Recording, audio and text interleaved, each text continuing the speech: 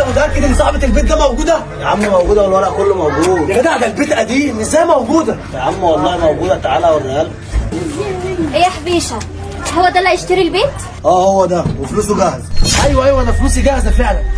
بس انت صاحبه البيت؟ ايوه انا صاحبه البيت. فين الفلوس؟ الفلوس معايا، بس اما اشوف العقود الاول. طب تعالوا معايا. ده ورق البيت، اتفضل.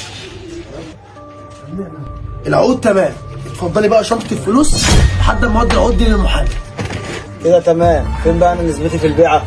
خليك هنا طيب، عد الفلوس الاول وبعدين اديك نسبتك. ايه يا مجدي العقود دي؟ العقود مزوره، ازاي تروح تشتري حاجه من غير ما تاخدني معاك؟ ايه اللي انت بتقوله ده؟ ده حبيش هو اللي جايب لي البيعه دي، ودي مش اول بيعه يجيبها لي. هو قصده ينصب عليا؟ هروح هناك ونشوف ايه اللي هيحصل.